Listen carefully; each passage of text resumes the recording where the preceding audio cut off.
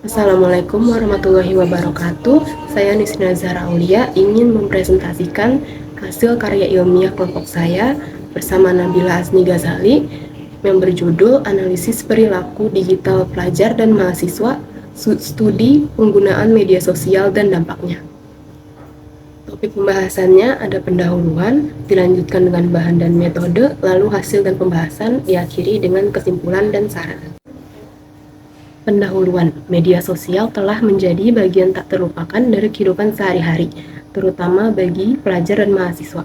Penggunaan berlebihan beresiko menimbulkan stres, kecemasan, depresi, rendahnya harga diri, dan kecenderungan menarik diri.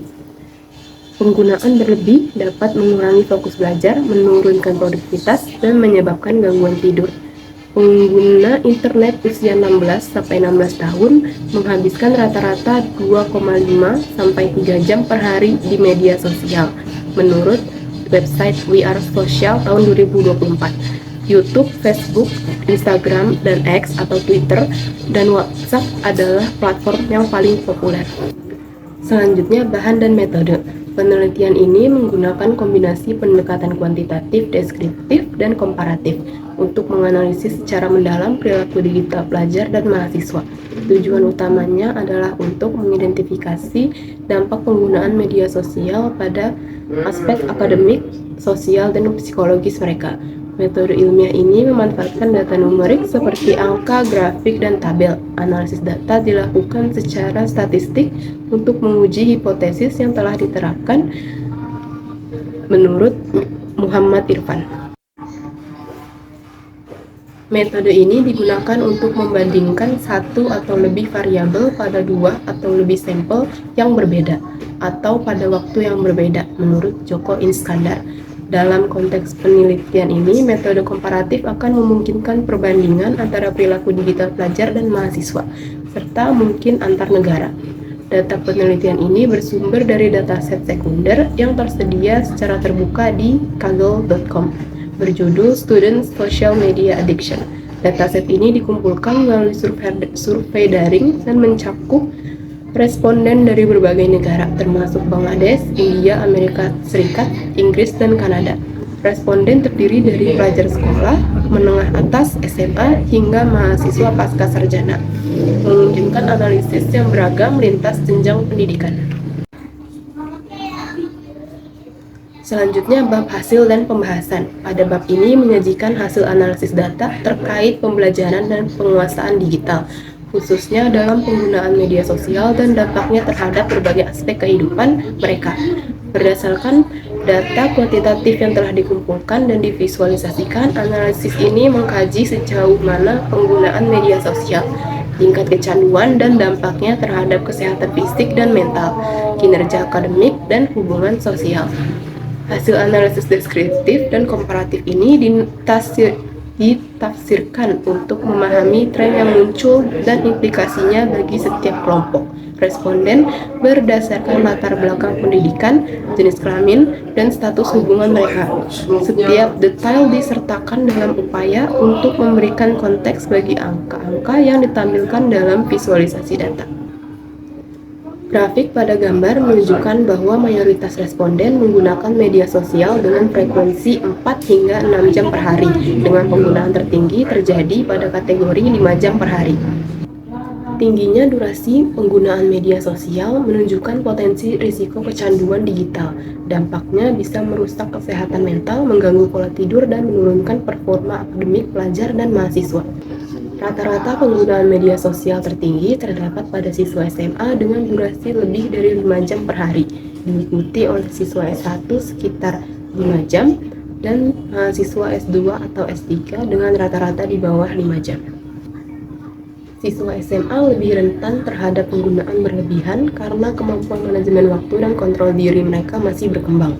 Mahasiswa di jenjang lebih tinggi cenderung lebih bijak menggunakan media sosial karena tekanan akademik dan kedewasaan.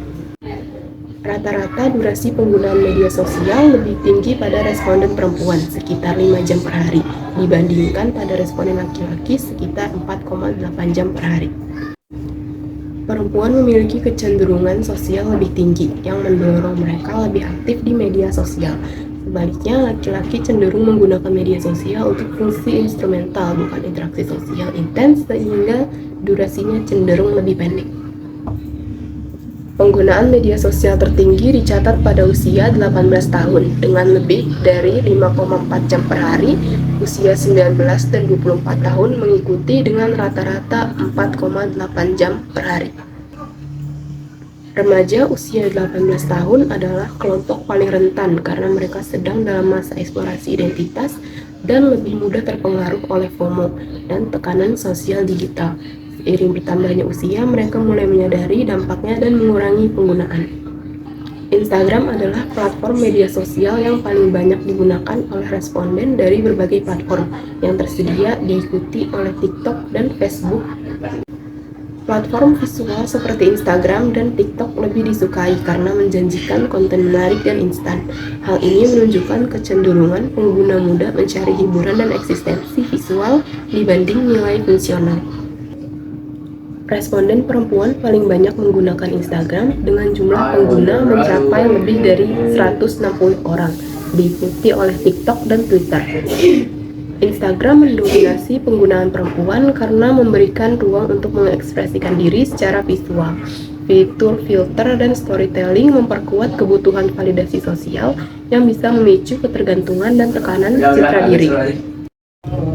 Laki-laki lebih suka Facebook dan menggunakan platform profesional seperti LinkedIn lebih banyak daripada perempuan. Perbedaan ini menunjukkan bahwa laki-laki cenderung menggunakan media sosial untuk tujuan seperti komunikasi, informasi, dan koneksi profesional, tidak hanya hiburan dan interaksi visual.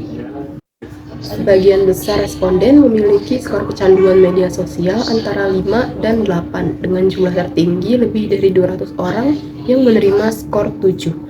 Tingginya skor kecanduan ini mengindikasikan bahwa penggunaan media sosial sudah memasuki level mengganggu yang bisa berdampak pada mental, waktu tidur, hingga fokus belajar. Grafik menunjukkan bahwa skor rata-rata kecanduan media sosial tertinggi terdapat pada responden usia 18 tahun, yaitu mendekati 7. Jumlah skor rata-rata kecanduan media sosial turun secara bertahap seiring bertambahnya usia. Remaja menunjukkan skor kecanduan tertinggi karena masih mencari jati diri dan sangat bergantung pada pengakuan sosial. Mereka lebih mudah terdampak tekanan digital dibanding orang dewasa muda. Grafik menunjukkan bahwa dibandingkan dengan laki-laki, responden perempuan menerima skor kecanduan media sosial yang lebih tinggi, menunjukkan bahwa perempuan cenderung lebih terlibat dengan media sosial dan lebih suka berkomunikasi, bersosialisasi, dan berbagi informasi. Bahwa pola ini menunjukkan bahwa kecenderungan kecanduan media sosial cenderung menurun seiring dengan tingkat pendidikan, dengan responden dengan skor tertinggi di SMA diikuti oleh responden di S1. Hal ini menunjukkan bahwa kesadaran digital, tanggung jawab akademik, dan pengelolaan waktu yang baik mampu mereduksi dampak negatif media sosial. Grafik menunjukkan adanya hubungan negatif antara skor kecanduan media sosial dan skor kesehatan mental. Skor kecanduan yang tinggi berkorelasi dengan buruknya kesehatan mental. Media sosial yang digunakan berlebihan bisa memicu stres, perbandingan sosial, gangguan tidur, dan kelelahan secara emosional. Grafik menunjukkan adanya pola negatif antara tingkat kecanduan media sosial dan jumlah waktu tidur yang dihabiskan setiap malam. Penggunaan media sosial yang berlebihan, terutama malam hari, mengganggu durasi dan kualitas tidur.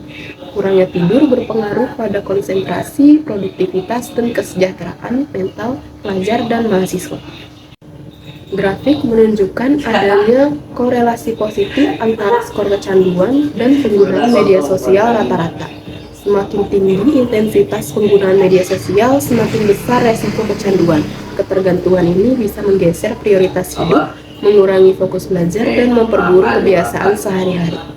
Grafik menunjukkan adanya semakin tinggi skor kecanduan media sosial, semakin banyak konflik yang dialami responden sebagai akibat dari penggunaan media sosial.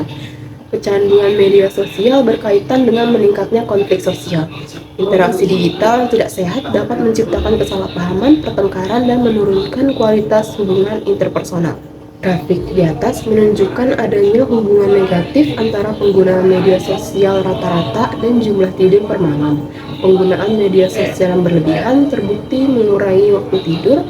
Aktivitas otak yang terus terstimulasi membuat individu sulit tidur, menurunkan kesehatan dan keseimbangan hidup. Grafik menunjukkan bahwa mereka yang sering menggunakan media sosial cenderung memiliki skor kesehatan mental yang lebih rendah. Penggunaan media sosial yang terlalu lama bisa menurunkan skor kesehatan mental.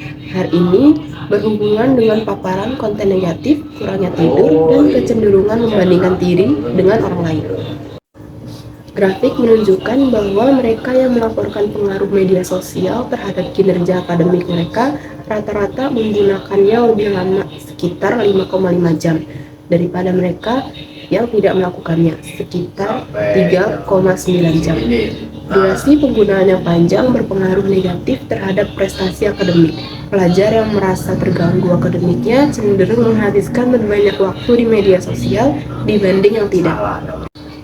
Grafik menunjukkan bahwa siswa SMA yang paling sering mengalami gangguan akademik karena media sosial diikuti oleh mahasiswa S1 dan mahasiswa S2 atau S3 yang paling sedikit.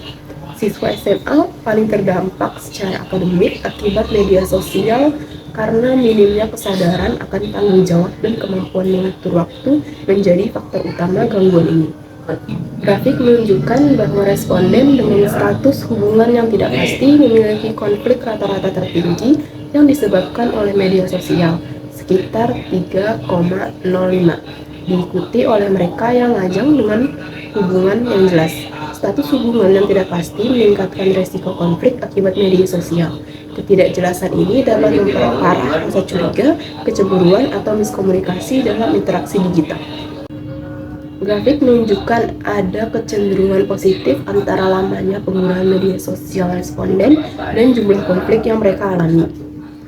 Durasi penggunaan yang panjang berkaitan dengan meningkatnya konflik personal dan sosial. Perbandingan sosial dan overexposure terdapat kehidupan orang lain menjadi pemicu utama.